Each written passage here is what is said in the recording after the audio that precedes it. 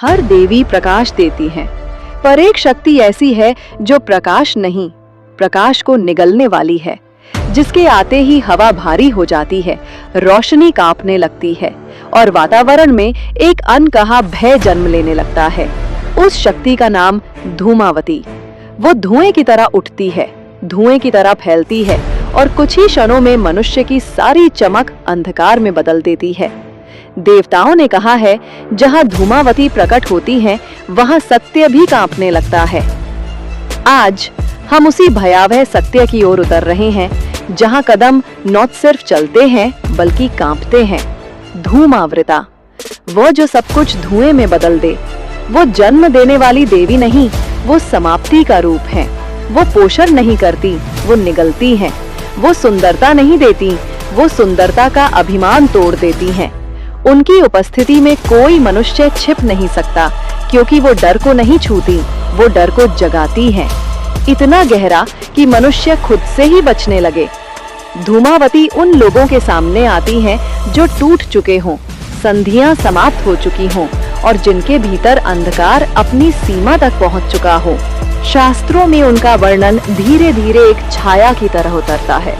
वृद्धा, निस्तेज, फटे हुए वस्त्रों में लिपटी, तौवों से घिरी और शमशान में विचरण करने वाली। ये रूप डराने के लिए नहीं है, ये रूप आपके भीतर दबे हुए डर को जगा देने के लिए है, क्योंकि उनका झुर्रीदार चेहरा कहता है, समय भी उनसे भय खाता है।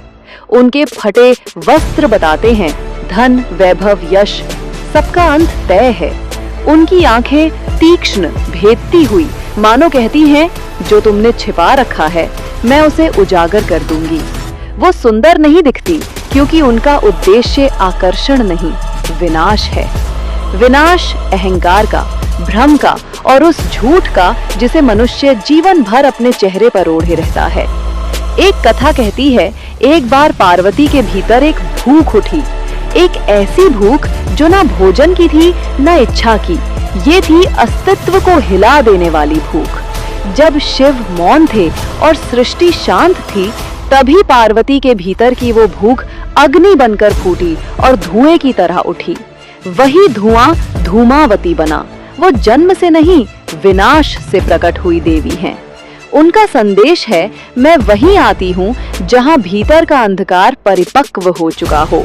धूमावती सुख नहीं देती, सुख को वो पहले ही राख बना देती हैं। वो आपको दुख से नहीं बचाती, वो आपको दुख के सामने अटूट बना देती हैं। वो अंधेरा नहीं हटाती, वो आपको अंधेरे की ओर ले जाती हैं, ताकि आप उसमें डूबकर पुनर्जन्म ले सकें। उनका आशीर्वाद पुरस्कार नहीं, परिवर्तन है, और हर परिवर्तन दर्द की कोख से जन्मता है। जब सूर्य बुझ जाता है, जब चिता की राख धीमे ताप पर सुलग रही होती है, वही धूमावती की ऊर्जा सबसे जागृत होती है।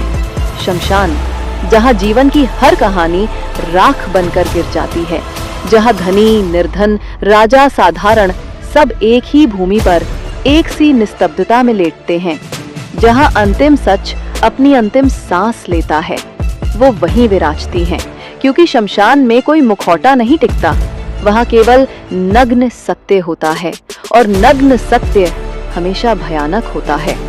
धूमावती किसी साधक को प्रकाश में कभी नहीं मिलती, वो मिलती हैं उसे जो रातों में रोया हो, जिसकी उम्मीदें राख हो चुकी हों, जिसके भीतर खामोशी अपना घर बना चुकी हो।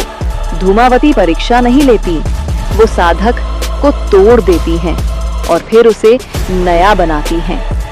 उनकी कृपा के बाद एक ही चीज जन्म लेती है, भय रहितता।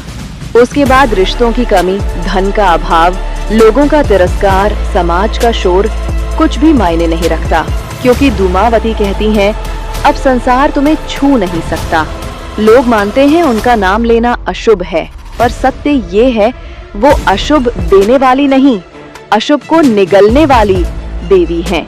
वो रोशनी में नहीं आती, वो उसी अंधकार की ओर जाती हैं जिससे मनुष्य भागता रहा है, और वो अंधकार आपके भीतर से उठाकर आपको आपके असली रूप के सामने ला खड़ा करता है। और यही क्षण सबसे अधिक भयावह भी होता है और सबसे अधिक मुक्तिदायक भी। धूमावती की ऊर्जा मनुष्य की शैडो सेल्फ से जुड़ी है, वो हिस्सा जिसे मनुष्य हमेशा अंधेरे में धकेलता मैटर है। आपके डर, आपके पाप, आपकी छिपी इच्छाएं, आपकी कमजोरियां, वो सब आपके सामने ला देती हैं। आधुनिक मनोविज्ञान कहता है, जो अपनी छाया का सामना कर लेता है उस व्यक्ति को कोई पराजित नहीं कर सकता। और तंत्र कहता है, जो धूमावती को स्वीकार कर ले, उसके भीतर का राक्षस उसकी सबसे बड़ी शक्ति बन जाता है। उनका आशीर्वाद खुशी में नहीं मिलता, उनका आशीर्वाद स्पष्टता में मिलता है। वो झूठे रिश्तों को तोड़ देती हैं। वो आपकी जिंदगी से उन चेहरों को हटाती हैं जो आपके भविष्य में जहर बनते। लोग पूछते हैं, मेरे आसपास सब क्यों दूर हो गए? धूमावती का उत्तर है, साधक अकेला जन्म लेता है, अकेला मरता है और सत्य भी उसे अकेले में ही मिलता है। उनकी कृपा यही है, तुम अकेले होकर भी अजय बन जाओ। धूमावती कहती हैं, जिसे तुम खो चुके हो उसे पकड़े मत रहो, जो राख बन चुका है उसे उड़ने दो, क्योंकि जब सब कुछ छिन जाता है तब मनुष्य पहली बार अपने असली स्वरूप को देख पाता है। अभाव तुम्हें तोड़े नहीं, अभाव तुम्हें जगाए। और यही है धूमावती का सबसे भयावह और सबसे महान रहस्य।